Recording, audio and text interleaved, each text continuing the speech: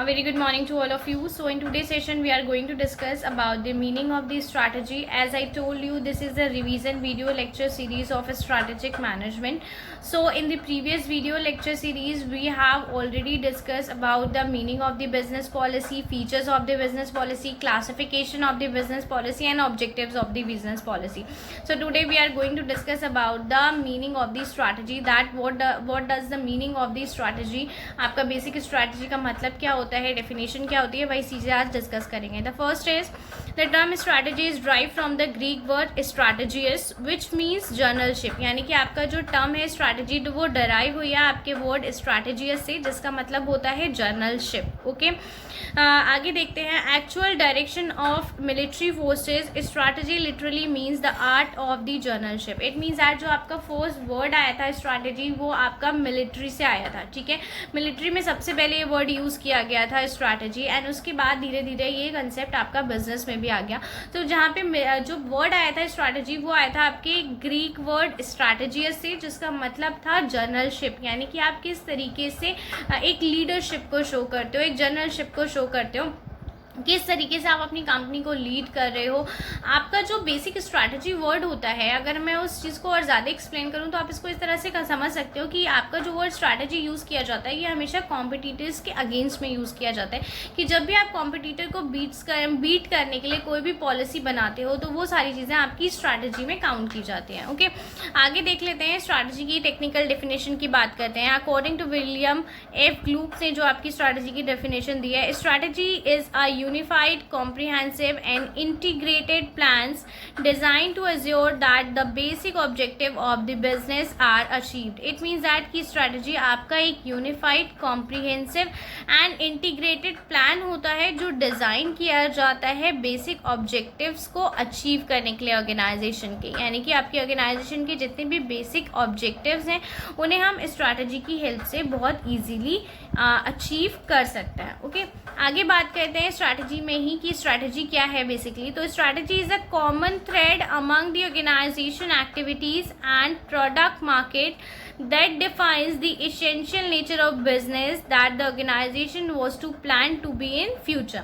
It means that basically strategy एक आपका common trend है आपकी ऑर्गेनाइजेशन में जो आपकी एक्टिविटीज़ और प्रोडक्ट मार्केट को डिफाइन करता है, इसेंशियल नेचर बताता है बिजनेस के, और बिजनेस क्या प्लान करना चाह रहा है फ्यूचर में. यानी कि फ्यूचर में उसके ऑब्जेक्टिव क्या है, उन ऑब्जेक्टिव तक पहुंचने के लिए उसके क्या प्लान्स हैं, वो सारी चीज़ें आपकी स्ट्रैटेजी में डिफाइन की जाती हैं. ओके, आगे बात करते हैं स्ट्रैटेजी की ही. तो strategy is the determination of the basic long term purpose and objectives of an enterprise. यानी कि स्ट्रैटेजी आपका डिटरमाइन करती है लॉन्ग टर्म पर्पस को और ऑर्गेनाइजेशन के ऑब्जेक्टिव्स को, and the adaptation of courses and allocation of resources. यानी कि आपके वो बहुत सारे जो कोर्स ऑफ एक्शन है आप ले सकते हो अपने बिजनेस के रिगार्डिंग किसी भी डिसीजन में, उन सारी चीज़ों को बताती है. एलोकेशन ऑफ रिसोर्सेज करती है, यानी कि आपके ऑर्गेनाइजेशन में जितने भी रिसोर्सेज हैं उसको एलोकेट करने का भी काम करती है. और जो आपकी नेसेसरी डिसीजन मेकिंग चीज़ें हैं, जो आपकी नेसेसरी डिसीजन है रिगार्डिंग द ऑर्गेनाइजेशन गोल, वो भी हम आपकी स्ट्रैटेजी की हेल्प से बहुत ही ईजिली ले सकते हैं. ठीक है,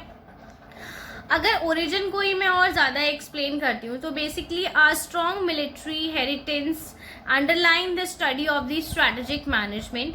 Terms such as objective, mission, strength, weaknesses first were formulated addresses problems on the battlefield. It means that जब आपका स्ट्रैटेजी का ओरिजिन हुआ था तो ये ओरिजिन सबसे पहला आपका मिलिट्री से ही हुआ था. ठीक है, यानी कि उसके पहले सबसे पहले ये जो चीज़ यूज़ की गई वो आपकी मिलिट्री में यूज़ की गई कि आपके बैटल फील्ड में अपने कॉम्पिटिटर को हराने के लिए कोई भी प्लान अगर हम बना रहे हैं तो उसको स्ट्रैटेजी का नाम दिया गया. ठीक है, फिर धीरे धीरे ये टर्म आपकी मिलिट्री जो थी वो मिलिट्री के साथ साथ आपकी बिजनेस में भी यूज़ होने लगी आपकी स्ट्रैटेजिक टर्म. ठीक है, सो आई थिंक आपको यहाँ पे स्ट्रैटेजी का मीनिंग समझ में आया होगा. देखिए, स्ट्रैटेजी आपकी बेसिकली क्या है. अगर मैं पॉलिसीज़ की बात करती हूँ तो पॉलिसीज़ आपके बिजनेस को डे टू डे रन कराती हैं, वो आपके रूटीन नेचर से डील करती हैं. ठीक है, रूटीन नेचर के जितने भी डिसीजन मेकिंग होते हैं वो सारे पॉलिसी की हेल्प से लिए जाते हैं. बट कॉम्पिटिटर्स के अगेंस्ट में किस तरह की काम किए जाएँ, क्या हमारे कोड ऑफ कंडक्ट हो, हम उन्हें किस तरीके से मार्केट में बीट कर सकते हैं, मार्केट में अपना कैसा प्लेस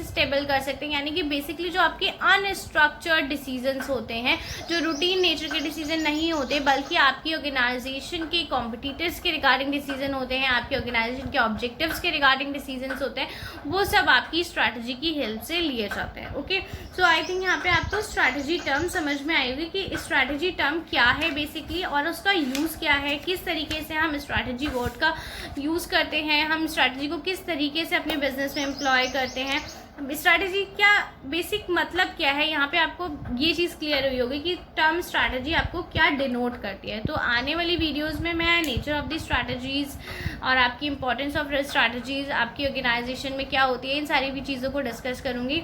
अगर आपको कोई भी डाउट है regarding the meaning of the strategy, you can ask me any time. Thank you, have a good day.